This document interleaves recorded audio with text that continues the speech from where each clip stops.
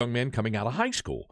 And your job and that of your staff, obviously, is the evaluation of all of that talent. A, B, are they a good fit for your organization, not just ultimately down the road if they get to the big league club, but the organization. And C, and this is you've told me this is a big piece of it, signability with guys. 100%. And the biggest thing about what the portal has done is the amateur system in the United States of America is, 2% of all high school players play Division I baseball. And you've got an amateur system where from the age of, 8 now, I had one of the first 15, 16 select teams that Rafael Palmeiro, Kenny Rogers, and Bobby Witt helped me get started.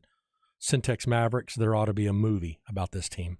But it's so expensive to play and to just get a piece of 11.7 that now you go to a school and you're not getting the opportunity to play. It's a gamble. It's your career on the line. It takes a lot of guts to enter that portal and now go to another place, and you don't know if you're going to get that opportunity. So there's a lot of, once you enter, there has to be a lot of communication, but kids want to play, and kids, they have to be comfortable where they're playing. The academic side of it is a lot bigger deal than I think the players really examine going into it. Like, you're on the baseball field, but you're also in the classroom, and what is that dynamic? What is that environment like?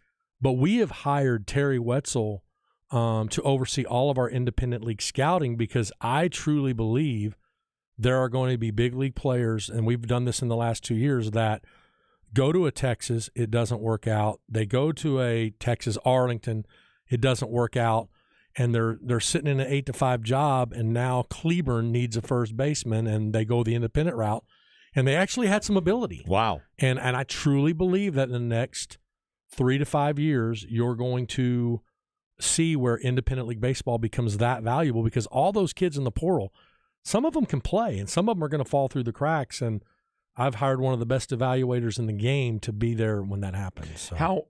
What have you seen more of when you hear about guys in the portal? Is it most of them about playing time, or is it about getting more of a percentage of scholarship money? Because that's that delicate balance. And not only David Pierce, but every Division I coach has to deal with that 11.7 number and how you divvy that up between guys getting 40% or 60% or whatever. You've got to find a way to make use of all of that scholarship money and then try to keep a player, and this is a big part of it, and I know you know this, their family happy about the number that they have to offer them. Yeah, well, just on the baseball side, and what they don't realize is, like, okay, you're going to come in and you're going to compete for a position, and you may or not win that position. But guess what?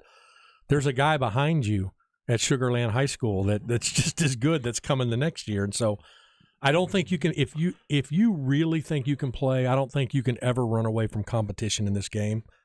Now the football side of it, I've got many friends that are football ops directors and families in the recruiting. They don't even ask about what the degree is, it's how much NIL money, and, after 3 years, not 4, because they're going to the NFL. Right. So the NIL and the portal have just completely changed the dynamic of college athletics, in my opinion, and the concept of team, and also the concept of grinding and fighting and persevering through adversity, because, well, if it doesn't work out here, I'll just go there.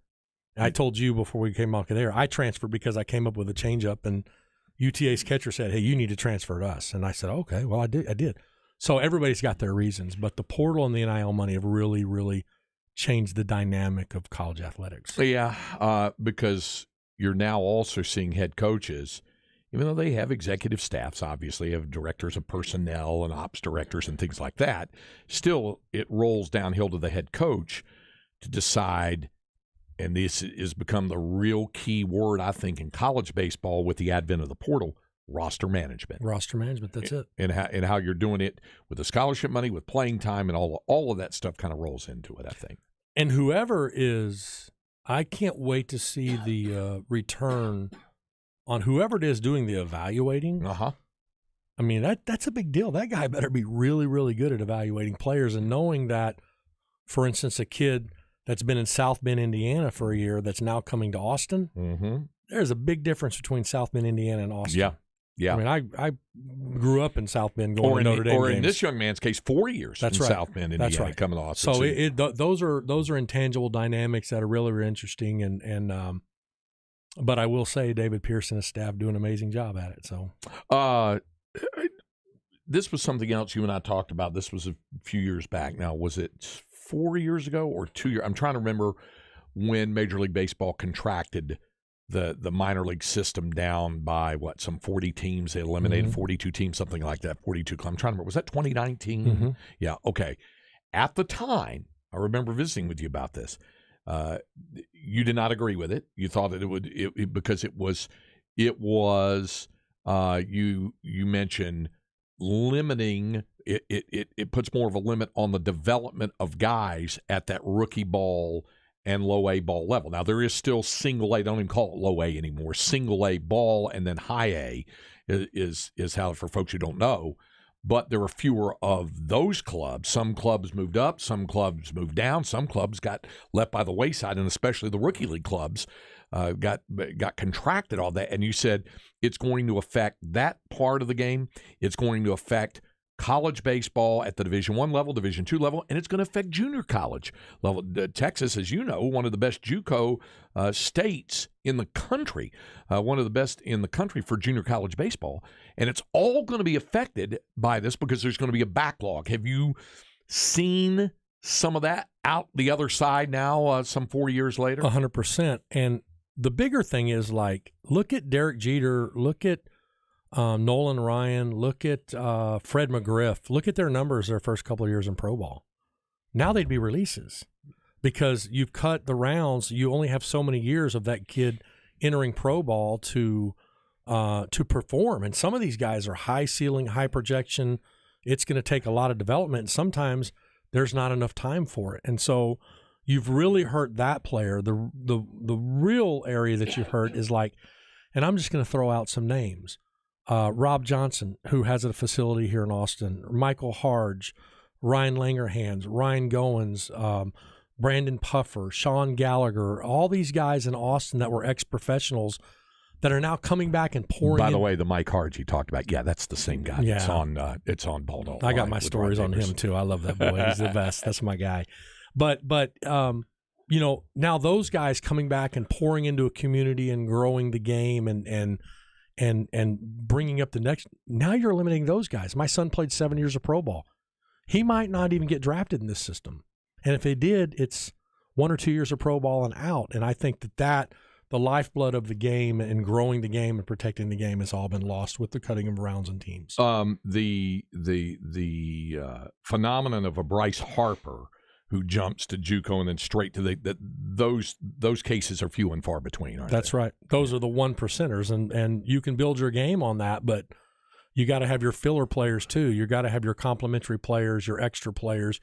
You got to have those guys too to build out 26-man rosters. Okay, so you've sat in these meetings, these organizational meetings, and how difficult a grind is it between, say, a general manager of a team and the assistant GMs and the directors of scouting and farm people to talk about how patient you need to be with a guy because now you have a more crowded room to work with to get these guys in maybe a shorter amount of time to ramp them up through the minor league system. How difficult are those conversations now as opposed to, say, 5-6 years ago? Risk versus ceiling, and is the juice worth the squeeze? And the bigger dynamic that nobody thinks about is you also have the Latin American player in the academy and bringing those players over and blending them into your organization and your American players. And that's where it really gets crazy because it's completely two different systems. They don't have a select system that they can agree at 12 and sign at 16. So it's a completely different, but now you're blending the two and you've got to make decisions on these guys.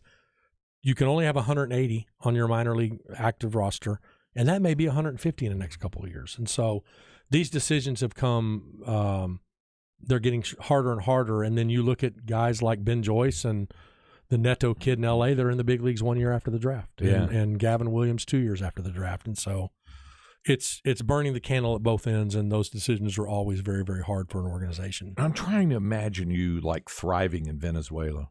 Oh, Because I know you spent time down there and I'm going to Central Dominican America. Sunday. I'm going to the Dominican Republic Sunday. On Sunday? But Venezuela, one of the most beautiful places in the world. The players are unbelievable. The passion of the fan is unbelievable.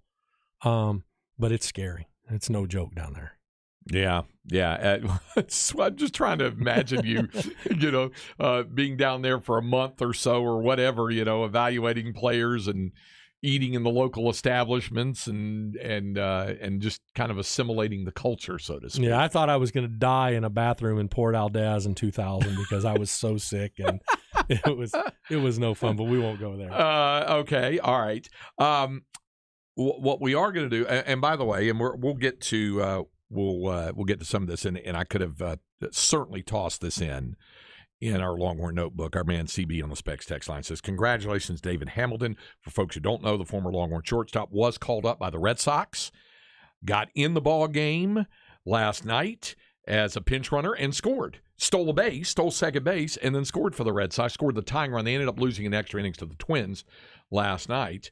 And it was good to see David Hamilton, another guy, product coming through there, and local kid from San Marcos coming in. And his dad, Senior, is a friend of mine. His dad was actually roommates with my childhood best friend, Darwin Penny, who runs our Urban Youth Academy in Kansas City and scouts all the HBCUs and the independent leagues. This kid had an Achilles injury that nobody even knew he was going to play again. Yeah. Then he went during the pandemic and played in the quad in Sugar Land. I mean, this is a testimony of perseverance, and I'm so happy for him. What a great family, great kid, and perseverance pays off. Never ran away from competition, not one day. Yeah, you've always liked those stories, and I know you've got a million of them, of guys who, against the odds, and you just kind of described it a little bit with D. Ham, but guys against the odds worked their way up through the system, had to get through Tommy John surgery, had to overcome an injury, had to overcome being released a time or two, and start at the beginning and go back up through, and it's kind of a testament to their perseverance. It's makeup, and that to me is the biggest thing with players. You got 5 tools, but the makeup is everything of a player, because if you're trying to get to the end game, and it's a miracle to play at the major league level, I mean, you have a 40-time greater chance of graduating from Harvard than playing a day in the big leagues. And the makeup, and Ryan Ludwig, who's a hitting coach with the Cardinals, lives in Georgetown. I mean, a prospect, injury after injury after injury, signs with the Cardinals, goes back to the minor leagues and works his way up to being a major league all-star. I mean, those are the stories that make this game so great. Chris Taylor sitting in Seattle struggling, goes to L.A. Justin Turner sitting in New York, gets DFA'd. These are the stories where you find out the true makeup of a player. And I tell parents all the time, if you don't allow your player to go through adversity, they're never going to be able to handle when they have to go face a Max Scherzer and their babies at home with the flu, and mom doesn't. Those are the things that the upper levels bring the reality of this game to you. It is a job, and it's a grind, and if you've never let your young player face any adversity, they're never going to be able to handle these situations. To say nothing of a story, and those of us who remember it very, very well all the time, of Roy Oswalt, who was coming in from Gastonia for a one-shot outing, just to supposedly coming in to pitch one night for the Round Rock Express. That one night, he makes the most of it. He strikes out 15. They're like, we don't need you to use the back end of your Southwest Airlines return ticket to Charlotte. That was Nolan. Keep you here. Nolan said he's not going back. I was with Houston when we signed Roy. Dr. James Farah, who was a longtime head coach at Centenary College in Louisiana, signed Roy. And, I mean, when we worked him out at, I want to say Meridian, Mississippi Junior College, he was literally like 2 feet in front of a wood rubber on a flat mound. It was all like step and go, just pure arm strength. And again, a grinder that saw baseball as a vehicle to provide for his family, and one of the most fierce competitors you will ever meet. But Nolan had a big deal on that night. I think he struck out 14, and Nolan's like, he's not going back. Keep him here. All right. Gene Watson is with us for the program. Coming up, we do have Inconceivable. So we'll get to that, and we'll continue with Light the Tower here on the Horn, 104.9, 101.9, AM 1260 for live, local, and digital on the Horn app and at hornfm.com.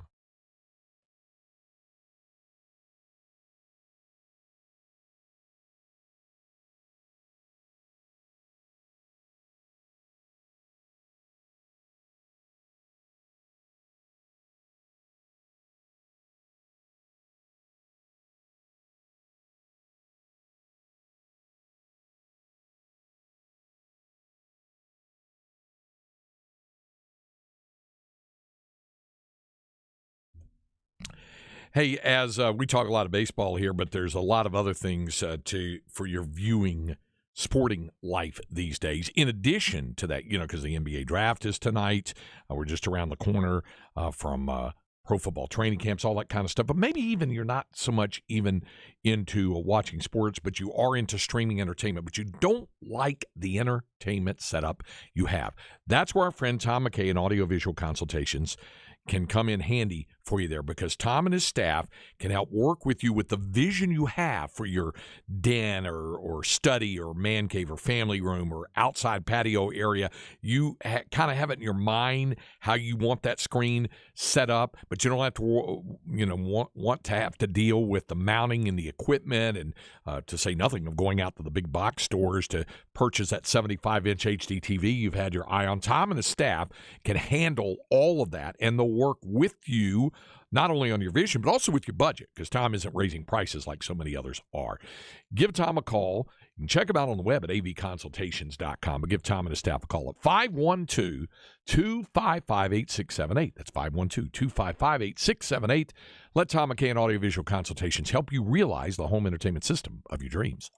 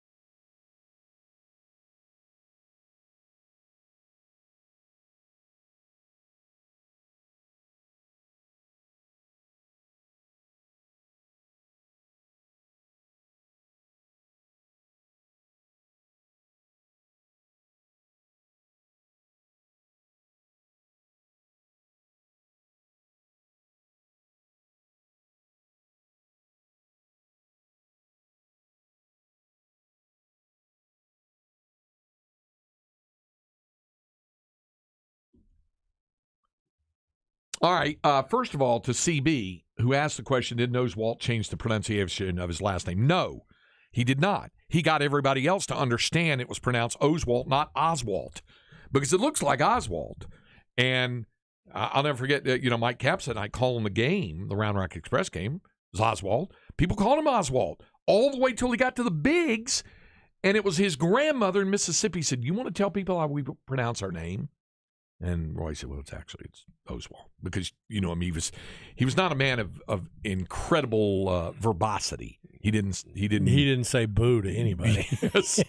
so it took that. It took his grandmother saying, "Will you please educate people on how we pronounce our name?" And so that's where it was. He didn't change it wasn't like Tony Dorsett changed it to Tony Dorsett. No, he was always Oswald. He just needed to get everybody else clear on that. Okay, a couple of things here on Inconceivable. First of all, the unfortunate news, and we haven't heard anything further, but they're expecting and fearing the worst now for the submersible. They're the missing Titanic subsearch. They're at the bottom of the North Atlantic because they have gone beyond what would be the oxygen deadline, supposedly, when it was going to run out. They're in search, but it might be more of search and recovery as opposed to search and rescue at this point. So we'll hear. The search is still underway. Last night, nearly 100 concert goers were hurt by golf ball-sized hail before they got the show fully underway. This was at the Red Rocks Amphitheater. That's in Colorado. Yeah. Great venue. So have you been there before? I have not, but I've had a lot of friends go, and I'm very envious of them. All right. Are you familiar with Louis Tomlinson? I'm not. Gino, are you familiar with Louis Tomlinson? Negative. Well, my daughter is certainly familiar with Louis Tomlinson. He's a former member of One Direction. Okay, that explains why I have no idea who he is then. Okay. She says he's her favorite, even more so than Harry Styles. And Zayn? And Zayn. Wow. Louis. Is that a hot take? Maybe. You'd have to ask Julianne. I don't know. I don't know. But an estimated 80 to 90 people were treated for injuries at the venue, some of whom called 911 for their injuries. And 7 people were hospitalized. Injuries included cuts and broken bones. Golf ball size hail raining down on them. Welts, bruises that happened. It happened around 10:15. One concert goer said she and friends have been taking shelter in a bathroom stall for more than an hour. Red Rocks gave notice about 3 to 5 minutes before it started raining down on them. And another concert goer said she had trouble exiting the venue because the stairs were washed out. And so they had big welts all over them. 2 16-year-old girls used a trash can for protection as well. And apparently Louis Tomlinson expressed his regrets and hoped everybody was okay. He never made it on stage with the deal because of that. So that was probably a good thing. Because a lot of times, even if it's raining, they'll still go on with the show, right? It's kind of part of the Red Rocks experience. Yeah, like Gene's he's got some video of it. Man. That's pretty serious stuff, Gino. Looking at that. I was one time in a severe thunderstorm with Blake Shelton on stage. Really? And I was stage left, and it was in Boston, Gillette Stadium, and it was raining sideways. Wow. And Blake just kept on playing. No big deal. Just kept going. Lynn and I saw Billy Joel at Fenway Park a couple of years ago, and it rained, but it was a soft rain for a while, so it was no big deal. We got ponchos, and that was right. That was okay. You do that, but man, that's kind of scary there. Okay. All right. CB, our man CB, who kind of keeps us up there. And by the way, he said there's some breaking news. A debris field has been found near the Titanic, so we'll see if anything comes of that. CB, pay attention. California is no longer America's most expensive state for gasoline to go to the gas pump. Yep, CB, it's where you currently live. Washington State. The average cost of regular gasoline in Washington. Listen up, those of you who are getting ready to go on vacation and drive. That would include me starting tomorrow evening. But drivers in the state of Washington, unfortunately, are having to mark the official start of summer with America's most expensive gas prices. The average cost of regular gasoline in Washington state has jumped by 32 cents over the past month. And get this. The average cost of a gallon of gas in Washington state is $4.92. Good God. That's like $2 a gallon more than where you can find it in the Austin area. I went by a Costco the other day, and I think I was getting it for $2.94 a gallon. It's $4.92 a gallon in Washington state. So thoughts and prayers to CB. Yeah, CB, just understand what you're dealing with there. Get a bike. I got a couple of food items because Gene and I, if you talk to Gene and me or look at Gene and me, you can tell we like food. You notice how I just perked up in my chair when you said that? Well, see if you perk up about this, Gino. The latest, street food is a big thing.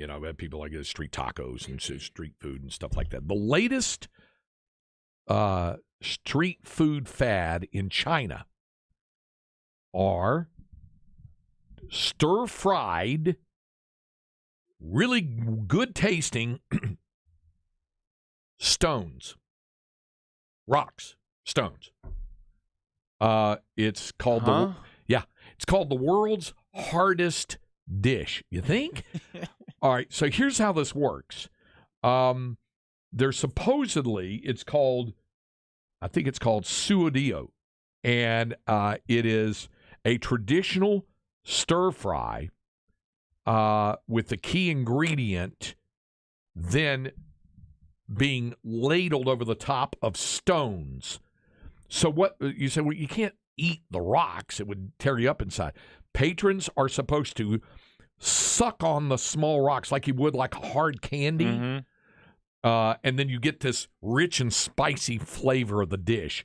It originated in the eastern Chinese province of Hubei. They're instructed to suck off the flavors, then spit out the rocks. Hence the dish's name, suadiu, which means suck and dispose. That's what I do with M&M peanuts. Yeah. Same thing. Yeah. So that's what it's like. So that's supposedly. Sounds like crawfish to me, and crawfish is way too much work. Suck the heads and way then too all much that kind work. of stuff. No. Yeah. Pass. Okay. All right. You're a meat lover like I am. Yes. How would you feel about eating some meat that tasted really good to you, chicken, and then told it's made in a lab? It's not a I'm not chicken. so sure that hasn't already happened to me, Craig. All right. Lab-grown meat has been cleared for sale in the United States. Oh, great. Upside Foods and Good Meat, two companies that make what they call cultivated chicken, air quotes being put there, said yesterday they've gotten approval from the U.S. Department of Agriculture to start producing cell-based proteins. Good Meat, which is owned by plant-based egg substitute maker Eat Just, said that production is starting immediately. Cultivated or lab-grown meat in a giant vat, kind of like what you'd find in a brewery, like a microbrew or something like that, that sort of deal.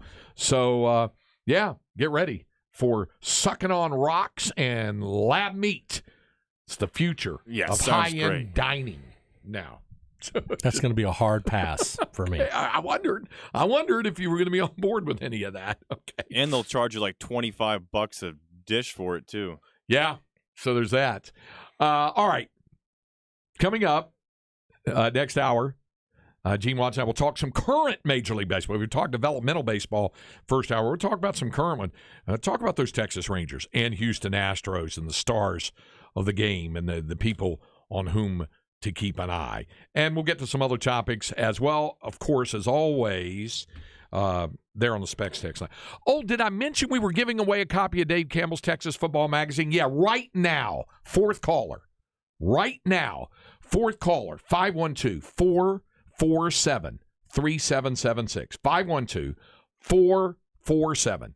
3776 if you want to win a brand new copy of the 2023 edition of Dave Campbell's Texas Football Magazine. We'll give it away. If you don't win on this show, all the way up, we give away one copy a day through August 25th. You can win online at hornfm.com starting Monday. Hour number 2 up next.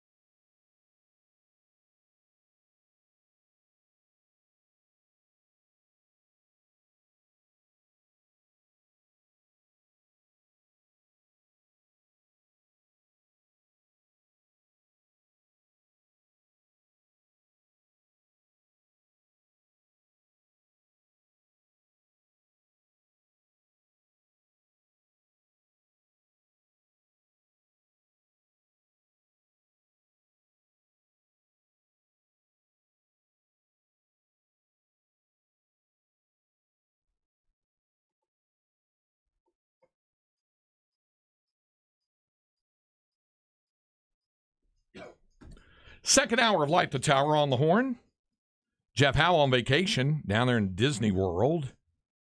We have Gene Watson joining us, our baseball insider, over 40 years in the game, and of course in the game as general manager with the Kansas City Royals, as assistant GM with the Royals, joining us during this program today. You've done Disney World, have you not? Or have you? So when I was with the Braves, I would have to go into Orlando and evaluate our extended spring, which we had 2 teams, which was 6 days apiece, which was 12 days at the Disney All-Star Sports Resort with all access to the park. And by year 2, you knew every square inch of that Well, my park. kids were like, we're not going today. I'm like, you're going.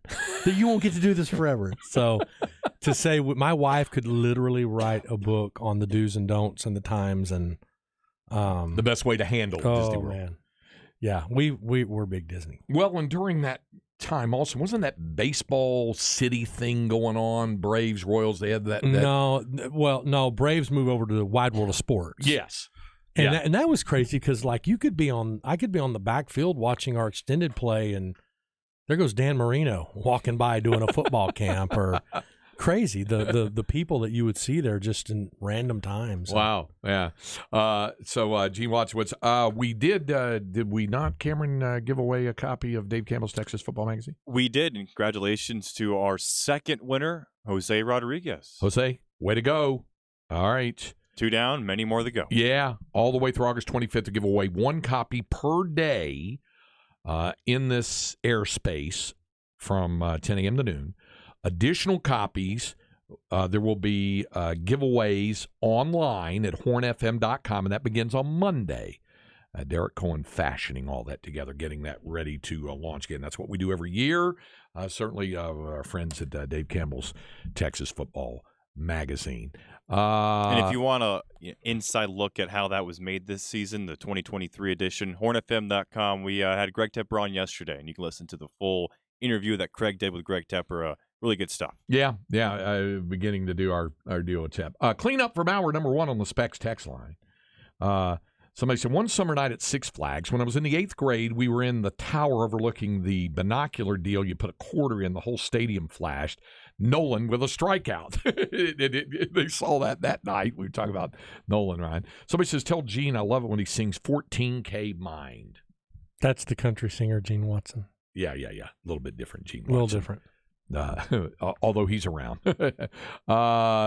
Curious of the star power in that clubhouse that Gene mentioned. There was a lot of it in that. Oh, it was crazy every day. It was, and I mean, like the celebrities that came in. You know, that Kevin Costner when he was filming JFK, I got to throw BP to Kevin Costner, and Garth Brooks when he was really Troy Brooks and had just changed his name to Garth Brooks. George Strait was filming Pure Country. He and his band were in every night. I mean, it was a rock and roll show. It was something. It was really something. It's kind of like when Tommy Lasorda used to have Frank Sinatra. That's right. in the Dodger clubhouse in the 70s. Somebody said, please get Gene to tell the Reader's Digest version of the Nolan Ryan practical joke. You hinted at it last hour. It's a little bit of a story. It's okay. Okay. We've got 50 more minutes. So it's okay. So I was a huge card collector, memorabilia collector. I had, you name it, I had it. And Nolan had signed 1,500 Upper Deck. Upper Deck was the thing at the time. The Griffey 1-1 in '89, that card was incredible. And so they were coming in for the Old Timers Day. Upper Deck was coming in, and they had Nolan sign 1,500 of these Upper Deck Legends cards to be put in packs nationwide. And if you got one of these cards, it was like, you know, it was worth a lot of money, first of all, but It was like a really big deal. So Bobby V had his card shop over in the restaurant, you know very well, Bobby Valentine's restaurant across from I-30. And won a sports trivia contest in there once. Dave Wilmot, our bat boy, would work it, but he'd run over like in the 4th inning and shut it down. He was our bat boy. So every night people would, like, depending on if you got a tip or something, hey, Dave, here's a 20, bring me back 5 Upper Decks, whatever. Okay. So this is the last night of a homestand. And he's going to go shut it down. And he says, I said, hey, Dave, bring me back 10 packs of Upper Deck. And Jeff Rogers, who has since passed, ran American Airlines Arena. He was the person that got me in with the Rangers. He said, hey, Dave, pick me up a pack. And he throws him a $5 bill. And so we come back and we're opening the packs up in Joe Macco's office. And he goes, my nickname was Snacks. He goes, Snacks, tell me if I got anything. And he's flipping over Jeff Rebele and Jeff Kunkel and Juan Diaz. I mean, just zero, you know. Thursday spares, right? And and he flips a card over, and it's got the big hologram on the back, and he flips it over, and it's a signed Nolan Ryan. And I am going crazy. You go ballistic. You Moose, you got it. You got the card. I'm jumping up and down. He goes, what? What did I get? The Holy Grail. Yeah. So he goes, what do I do? And I go get this beautiful, like the size of an iPhone, this beautiful black case, and I put the card in this black case. And I go, Moose, this is unbelievable. I can't believe you got it. And so team goes on the road. 12 days. Back then, it was 12, 13 days.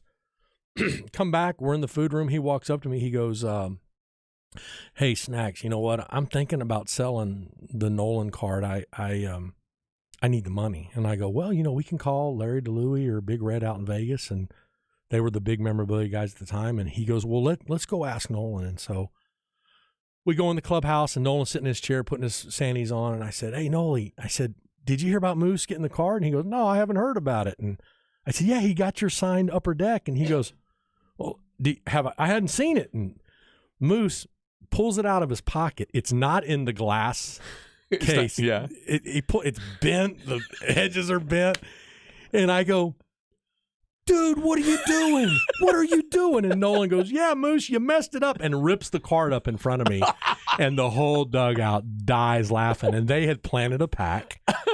And everybody was in on it. They'd planted a pack. Nolan signed the card, and it was absolutely a practical. So the card the pack that he opened, it was a legitimate card that Nolan had signed. He signed it, but they planted it. They planted it, and then the one that got torn up was a counterfeit, or it was just a random card. No, Nolan. They were all in on it. Okay. Nolan just signed the card to make it look. I had a fake hologram on the back. Yeah. But the whole clubhouse was in on it. And this was like a 3-week. I mean, they played it so well because they let the team go on the road and come back. And it was, I'm telling you, man, he was a jokester. Yeah. He is a jokester. Wow. That's a great one. See, that only took 3.5 minutes to tell that. So that was all right. It was well worth it there. Our man Gringo, who's there in Belton, you're a Central Texas native. Yeah. You grew up in Temple. So it's crazy how Nolan led the league in ERA and strikeouts in 87 and ended up 8-16. The Angels were not good back then. No, and so much of that, like even our guy Jordan Lyles right now, who's 0-15, he goes out and gives a quality start. He can't help that we didn't score. I mean, he can't help that the bullpen, gives it up late in the game. So that's a little. Our friend, as we transition into some Major League Baseball topics, can you ask our friend MJ from Hearn? Gino knows where Hearn is. Can you ask what's been the major difference in his Giants turnaround in this winning streak? They won, 10 in a row now? 10 in a row. Topped only by the Reds, winning 11 in a row right now. Well, and the Giants AAA's number one pitching prospect is going to pitch in Round Rock tonight, Kyle Harrison. And so if you want to see the future of the Giants, he's throwing tonight at Dell Diamond. I've talked to a lot of managers. I've talked to Scott Service, Gabe, Pedro Grafal. There is something to this new schedule, and everybody is noticing it. And for folks who don't know, it's gone to a balanced schedule. It's gone to a balanced schedule. But it's not just gone to a balanced schedule. It's gone to you play a game in San Francisco, and the next day you're typically off. You're playing now. There have been some very, really good things that have come out of all the rule changes. The balanced schedule is amazing. To be able to see teams that you'd never get to see in your city is great for the game. But it's created this kind of pockets of teams that they'll go through a really, really hard part of their schedule, and another team in their division is going through the easy part that's streaky either way, and then they flip, and it's streaky the same way. Like what the Reds are doing is unbelievable. They're doing it without their two best pitchers. Yeah, Graham Ashcraft and Nick Lodolo. And you look at the Giants, and Oakland goes into Milwaukee and sweeps the Brewers at home, which was my pick to win the National League Central. And so it's just created kind of this chaos. Look at the Diamondbacks. They are not the surprise. They are so athletic. And if you haven't had a chance to watch Corbin Carroll play baseball, you talk about a star. And so it's just the schedules kind of create a little bit of chaos in pockets of success for teams or failure for teams, and they go 2 weeks later and they're playing great again. So I think it's going to be an incredible rest of the summer. I think the trade deadline after the draft, leading up to the trade deadline, is going to be so exciting. And we got so many great stories going on in the game right now. It's really going to be a fun summer. If you were selecting the starting pitcher for the National League All-Star game right now, would it be Zach Gallen? It would be, yes. Yeah. Yep. Because, obviously I hear the other side of it. Dodger fans say, well, have you seen what Kershaw's been doing lately? And blowing in, he had 7 shutout innings. But Zach Gallen's been just And Zach Gallen's George Brett ran into him on a golf course and called me. He goes, hey, you ever heard of Zach Gallen? I'm like, George, he's one of the best pitchers in baseball. And he goes, well, he's a little bitty guy. He's not very big. We need to get him. I'm like, okay, George, I'm on it. But what a talent. And, they got him in a trade from the Marlins that's worked out very well for them. Absolutely. More cleanup on the Specs text line. Somebody, John in the Bay said, I paid $4.99 a gallon. Yeah, John, I saw those gas prices when I was in Palo Alto a week and a half ago. I saw them. I know what they were all about. Somebody asking your thoughts on Cody Clemens against Bryce Elder, when the Braves played the Phillies, and Bryce Elder has just been on. You forecast it from the start. You said he was on a star track, and you said the same thing about Cody. They're a great matchup, and truly two of the better grinder Longhorns that we've had around here a long time. Bryce is kind of changing the game a little bit right now because we're in a power industry right now where everybody's wanting to acquire power, and Bryce goes out there 88 to 90. I think he's third in the National League in ERA, and he is the old school testimony to making pitches, locating, sequencing, having a game plan when you take the mound. And you just described a former Braves pitcher by the name of Maddox. It was in the back of my head when I said it. Yep. And Bryce is just I texted with him a couple of weeks ago. I'm just so proud of him because guys with his stuff a lot of times can go. I promise you there's guys in AAA with better stuff, but they can't sequence and they can't locate and they don't know how to pitch and they don't prepare.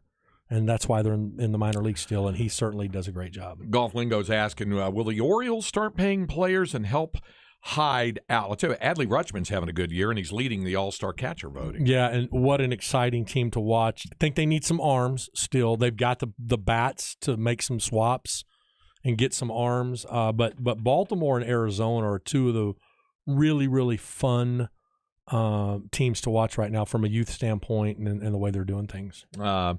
Somebody letting you know, Cam says, Cameron has great taste in music. Led Zeppelin, goats of music, says Sal. And I see. I'm going to disagree with you on goats, but yeah, they do have their place, obviously, among the pantheon of great rock and roll bands. Interesting. Okay. Well, that's a hot take for me, but the greatest band of all time came from Liverpool. I'm just saying I agree with that. That's the Michael Jordan argument there, with the NBA. Well, he did say the Beatles goats for rock and roll. Yeah. Okay. All right. Somebody else and I'm anxious to get your thoughts on this because I know you're curious to this.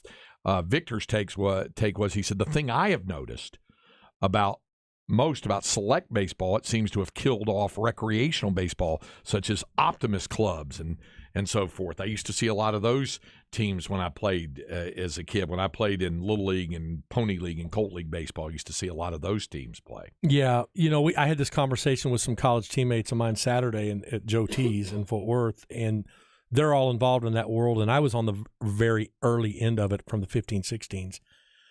And I struggle with it because you're spending so much money to just get a piece of 11-7 and so much at a young age. And like the alt sites with Major League Baseball through the pandemic was such a increase of development because the pitchers in these alt sites were facing the same pitchers every day. And so you can throw 96 and you can have a good breaking ball, but you're facing the same hitter every day. And so you sequence and you work your way in and out of it. And that's what's lost in select baseball is like when you grow up in a city and you play the same guys all the time, you got to learn how to be creative and get people out. And when you're traveling the country and spending a lot of money, and we did it, so I can't, say it's a bad thing, but I wish there was a little bit more back in the community, city championships. Remember those? Yeah, those were great. And the kids grew up. We still talk about games when we were little, and I wish there was a little bit of more of that still here. More feedback on the Specs text line, the cleanup from hour number one. Somebody asked about that story about in China, the hot dining thing now is these this stir fry of rocks, and you just, as they say, you suck and dispose. You get all the flavor off of it, kind of like a hard candy, but you spit out the rock. Somebody said, "Are they reusing the rocks?" That's a really good question. So yeah, and Cooter sent us a thing that we can't do that on the air. Somebody said at least it's better than eating bats. That's come up with as well. Somebody else said pretty with the food, the meat lab food. Said I'm pretty sure that's how they make Spam. Some pork shoulder there with Spam. You've had a Spam sandwich or two in your life. Many times. Production on lab-grown chicken is starting immediately. And our friend Blind Ryan, as he goes by, Ryan says, when's the voice of the Rangers going to be back? How's he doing? And have you any updates on it? Ryan, this is all I know to tell you with regard to Eric Nadel, who's also a good friend of Gene Watson's, and I've known Eric a long time. Eric is a Baseball Hall of Famer, Ford Frick Award winner, and has been with the Rangers, I believe, since '89. And Eric needed a break from the game. He called it exhaustion and mental health for a break from the game. There was no timetable put on his return. I do think Matt Hicks and Jared Sandler have done a fine job in for him with Matt moving over to the lead chair and Jared, and there's the 2 chair. I did, when I was in Arlington for the Big 12 Conference Tournament at the end of May, have a conversation with a Rangers front office executive whom I've known a long time. And his exact words were, Craig, I don't know if or when Eric's coming back. Eric did show up for his benefit at a benefit dinner thing, and he said that he appeared to be well and had a good conversation, but he did not have a timetable for it. He said the front office man for the Rangers told me that they were hoping maybe July to August, but they don't know that, and they said that decision's up to Eric when he wants to return. It's a grind. It is definitely, even if you reduce your schedule, and Eric has reduced his schedule in some recent years and has taken a little more time off during the year than he used to. But it's a grind. It does take a toll on you. And he's one of the greatest guys in the world. And you'll remember this. I got to do 3 innings with him and Mark Holtz for real on a real broadcast. And he's been a great friend forever. And the thing that I will say is the mental health and anxiety. I mean, everybody thinks these jobs are just because it's sports, it's a game, but it's every in context, everybody has their issues, and it's a grind, and it can play a lot of tricks on your mind at times. And I've gone through my stuff in the late '90s where if it wasn't for my wife, I don't know where I would be. And it's very, very hard. But we all love Eric immensely, and he's a legend. He is, and Gene's right. I would not trade my job with anyone for anything.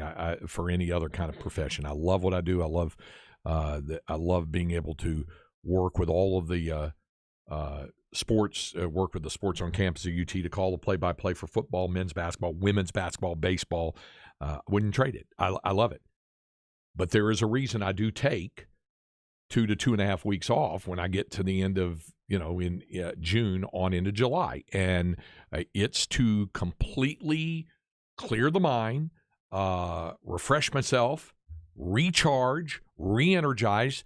And I've done it this way for 30 years. And when I come back, I'm ready to go for the next 11 months. And it'll be the same thing when I get back from vacation.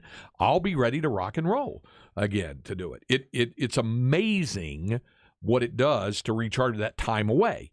But then when I get back, I'm ready to go back to work. And when I arrive in Arlington for Big 12 Media Days, bring it. I'm ready for the next 11 months. That's right. So being able to take that time away just to catch my breath and clear my mind and all that sort of stuff and spend time around loved ones, all of that is extremely crucial for me. Somebody else asking, do you see Jack Leiter being promoted this season? I don't know. I've been on their system pretty good. Owen White's going to throw Friday night. Cole Reagan's absolutely threw a gem Tuesday night. They've got some pitching depth that could maybe protect that if they don't think he's ready. I've heard he's throwing the ball very, very well, though. And they are in position. And Houston has got a very good team, and until you beat them, they're the champs. But Texas, as an organization, is in a great position with a window to win multiples, and they've got the system. The front office is incredible. The manager, obviously, we were together in San Diego. They're poised to go on a run. Toward that end, somebody want to know your take on the Jonah Heim catcher interference call against the White Sox 2 nights ago. I watched it. Pedro Gafal is like a brother to me. We talk every night after the game. We did not talk after that game, but interesting interpretation of the rule. And I got to say, not only did he not block it, but he was behind the front of the plate. And so it was interesting to say. Here's something else. I was listening. I had it on, and I was slipping between that and the Wake Forest LSU game last night. And at one point when I was watching the Rangers game, I was listening to Dave Raymond and C.J. Dinikowski talk about it. And Dave said, in the way that the rule is structured, and we all had it read to us over the past 48 hours what it said. He said it doesn't specifically address how the position of Jonah Heim was at the plate, even though in review in New York, they said that it was his initial positioning was what was viewed as blocking the plate. Now, one thing that Dave Raymond said was, there's nothing about that in the book. However, he said all the clubs in a meeting with Major League Baseball were told this. So even though it wasn't in the book, they'd all had it explained to them before the season began about positioning. Because Jonah Heim, who I know you think is maybe the best defensive catcher, one of the best in the game, has said, I'm just asking the umpires, what do I need to do? I want to make sure, because I don't understand it as it's crafted, the rule, to make sure I just play the game the way I've been playing, and all of a sudden one day I'm told the way I've been doing that isn't legal, so I need to know. Tell me what to do, and I'll do it. But I just I the throw carried him where it carried him. Yes. And Elvis had a clear view of the plate. He almost was safe anyway. Yeah. I mean, so I saw one segment later in the night where they showed 5 plays in other games that night that were worse than Jonas. So and let me just say, these umpires have an incredibly hard job with what they're having to keep up with. And I think most folks would say, well, the home plate umpire got it right. It is incredible, the job. I mean, it is so easy to be critical. And I know a lot of these guys, and it is so easy to be critical of what they do, but they are truly unbelievable at what they do when you break it down, and the things that they have to keep their eyes on in a game. It's incredible. Do you know any of the guys doing the reviewing in New York? I do not. Okay. That rotates too. So. It does. All right. We'll have another Longhorn Notebook coming up in a Flex 30 update when we continue to Light the Tower on the Horn, 1049, 1019 AM 1260. We're live, local, and digital on the Horn app and at hornfm.com.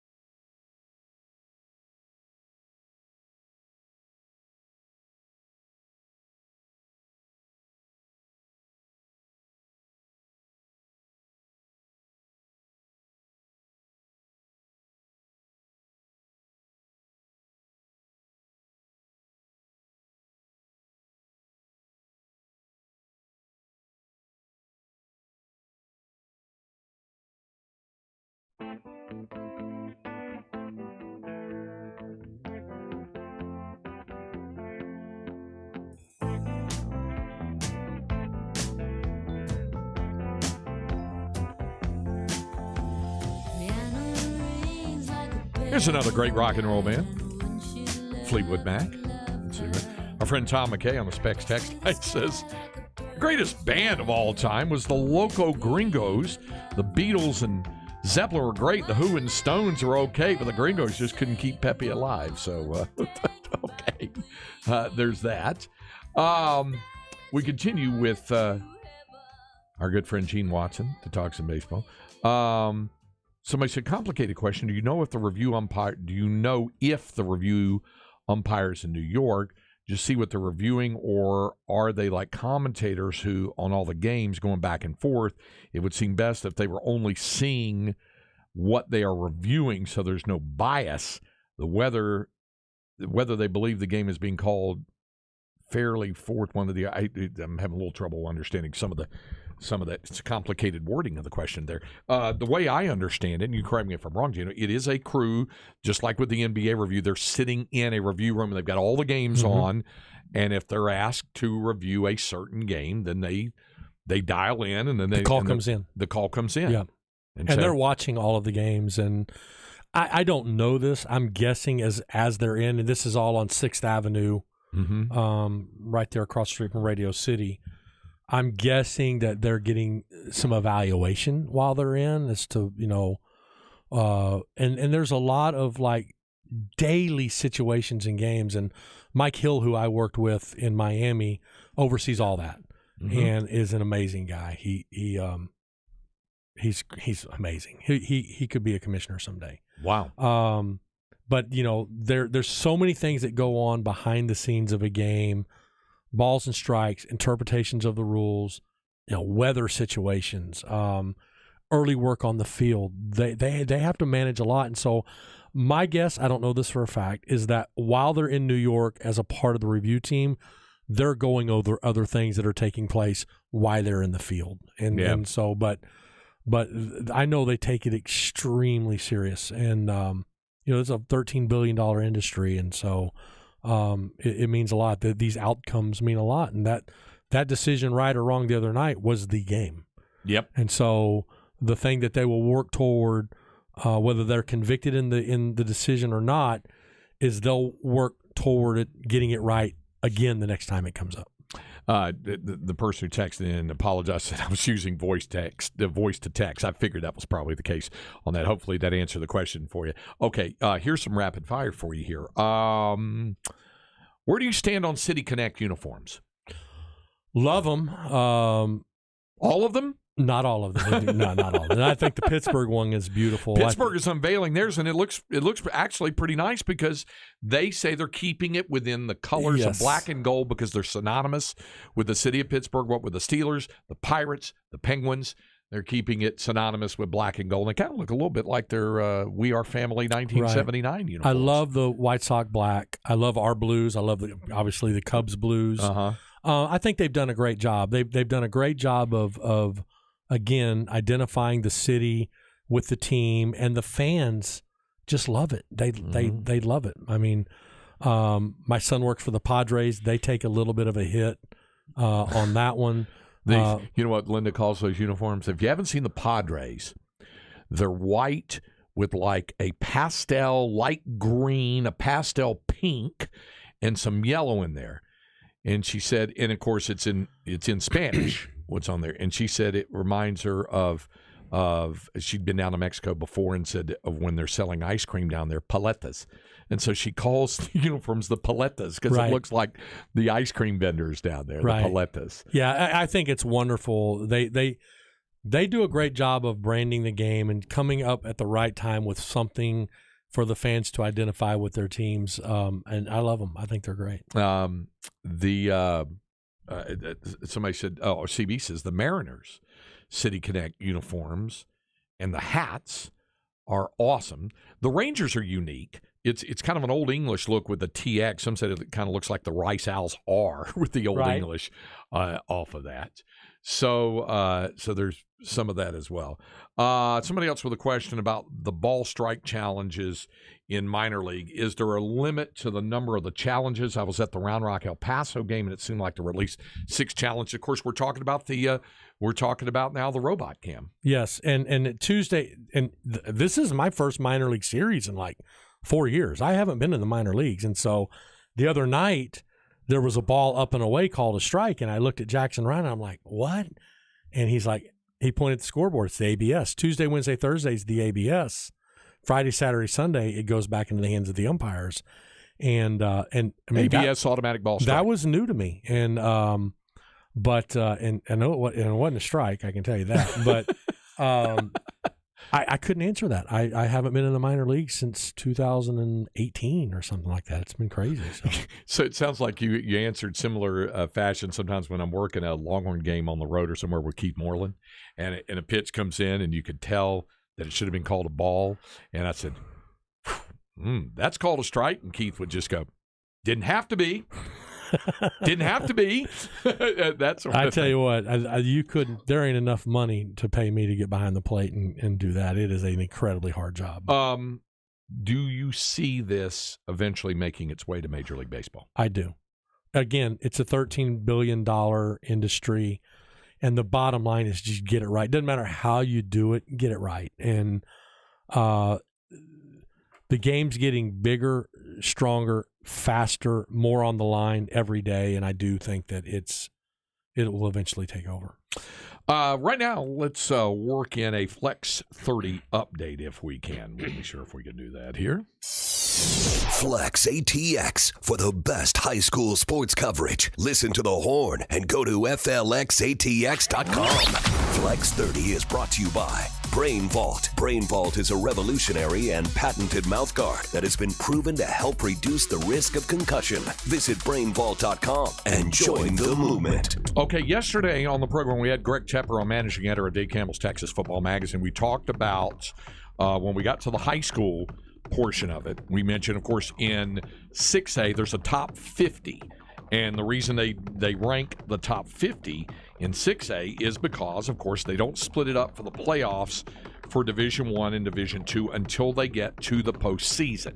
So in the other classifications, 5A all the way down through 1A, even the 6-man, 5A down through 1A, they have a top 25. But in 6A, they have a top 50 because you don't know for sure which ones are going to go Division I, which ones are going to go Division II. Some you know. Like, for example, their preseason number 1, Duncanville, the defending state champs, they're Division I because of their enrollment. Galena Park North Shore, their second-ranked team, number 2, the team that Duncanville finally got over the hump and beat last year, they're going to be Division I, no doubt about it. DeSoto, good chance. They won the Division II title last year. They're number 3. They could be D2. Westlake could go either way, D1 or D2. That's 4. And the rest of that top 10 is Katy can go either way, Division I or Division II. We've seen it happen both ways. They're number 5. Spring Westfield, probably a D2, could go Division I. They're 6.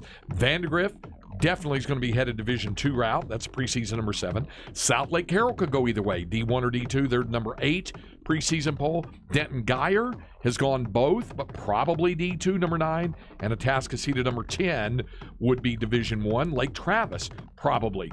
Lake Travis would definitely be Division I. They have the largest enrollment. They would definitely be Division I. So that's why there's a top 50 out of that as well. And we mentioned the remaining area schools that were ranked, including Dripping Springs at number 23. They would most certainly be a Division II school. And Round Rock at number 35, they almost certainly would be a Division I. Not 100% guaranteed looking at the enrollments, but in all probability, let me make sure I'm looking at this. Nope, they would definitely be. They have the largest enrollment. So Round Rock would definitely be Division I as well. The preseason choices in 25-6A, Vandergrift is picked to win the district title by Dave Campbell's Texas Football Magazine. Round Rock 2, Cedar Ridge 3, Vista Ridge 4, with Manor, McNeil, Stony Point, and Westwood rounding out the district. Their preseason offensive MVP, Miles Coleman, no big surprise there from Vandergrift. Barron Robinson from Cedar Ridge, defensive back, preseason defensive MVP. Your thoughts on that? Cameron Parker. I'm just excited for football, Craig. I Yeah. mean, we're so close to it. And real quick, also last night's Flex ATX show. Yes. Taylor Ducks, brand new head coach. Irvin Flowers came on last night. Good interview with him as he tries to build that Ducks program. And also Round Rock quarterback Mason Cochran was in studio. Excellent. And he's a kid that you can just listen to him. He loves football. He loves everything about it. Very passionate. So excited for Round Rock's football season as well. Check it out on Horn FM and the Flex ATX podcast page. Craig, can I ask a question? Yeah, of course. There has to be a misprint here. What's that? Well, Are you looking at Temple? there's no Temple Wildcats in the top 50. How is that possible? I'm sorry to have to inform you. Huh? And they picked a second in the district. What's going on? They do in 12-6A. Harker Heights is picked to win the district. Temple is picked second in that district. Weiss third. Hutto fourth out of that. So there'd be a couple there, but they don't have the Temple Wildcats Okay. Well, in the it all top comes 50. out in the wash, as my mom used to say. Yeah, absolutely. I guess you find out over time. But see, you got to take that up with Tepper. You have to take that up with him on why they didn't, blue front, white back. Why they didn't have Temple rated in the top 50 out of that. We did have a first-round pick in the NFL draft. Yes, you did. But again, no Temple in the top 50. But they can change all that when we get to the fall. All right, there it is, your Flex 30 update. And there is no bigger Temple Wildcat fan than former Temple Wildcat Gene Watson. You're as big a follower from afar. And my as- parents grew up in Killeen. So you Central Texas through and through. My first game was the 74 Temple Killeen game. They blew Temple out 38-13, and walking out of the stadium, Bob McQueen gave me a football. And that was the day I said, I'm going to play for the Temple Wildcats. And we moved back from Florida for me to play at Temple High School. Really? Yep. Did your dad play football in high school? I played for Killeen, yeah. Did he Kangaroos. play for the immortal Gene Rogers? Leo Buckley. Oh, played for the even more immortal Leo Mhm. Buckley Yep. himself, for whom Mhm. the stadium is named. So, the aforementioned, just recently aforementioned by Cameron, Irvin Flowers, the new head coach of Taylor, is himself a former Temple Wildcat. That is correct. So there you go. Back to a couple more questions, baseball-wise, for Gino. When batters are able to tell when a ball is outside or inside or above or below the zone better than the umps can, I think we can say the robots are necessary. But, I mean, this is still a thing where like you said, it's on a trial basis anyway, and they're kind of working through some bugs in the system, aren't they? Yes, and I mean the players never really do a lot to disrespect the umpires unless it's like really. I think you saw the Angel Ranger series this past week where there were clearly some balls down and in. But again, you're trying to cover two sides of the plate at sometimes 100 miles an hour. It's incredibly hard. And in an era where it's pitch shape and pitch design and it's about pitch movement now, and there's so much run and life to these pitches, it's incredibly difficult for these umpires to get every call right. And they are doing the best they can. It's just an incredibly tough job. But, I mean, hitters from a very young age, the first thing they're taught is the strike zone. And for me, in evaluating young hitters, it's how do they see the ball out of the hand and the spin out of the hand. And so by the time they get to the major league level, they have a very, very strong understanding of what the strike zone is. All right, we'll be back to wrap up today's edition of Light the Tower here on the Horn. What happened?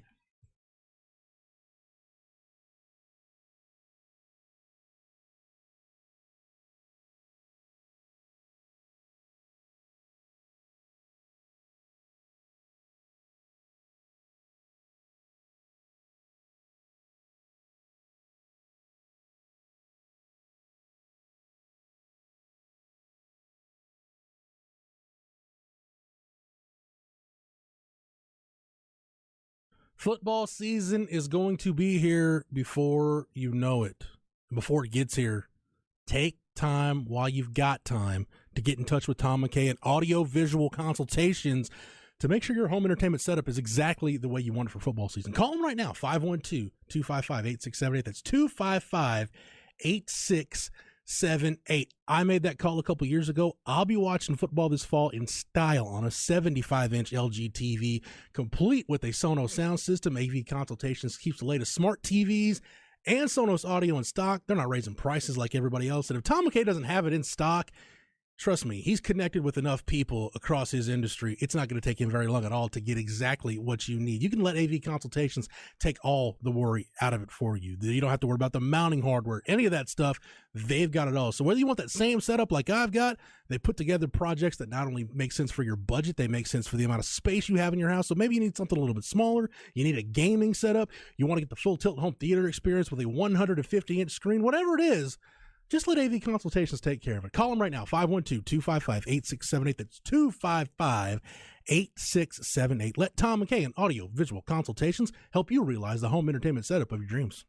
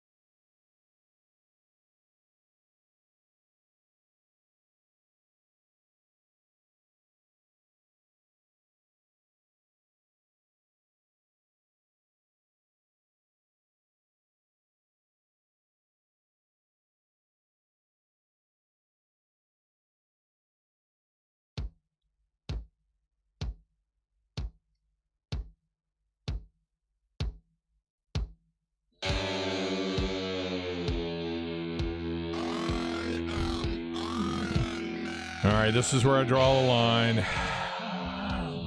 No Black Sabbath. That's the next show. Okay. Yeah, not my cup of tea. I was gonna play Loco Gringos for Tom McKay, but that's not very suitable for No. the radios. I found out pretty quickly. No, it's Do you have any Cody Johnson?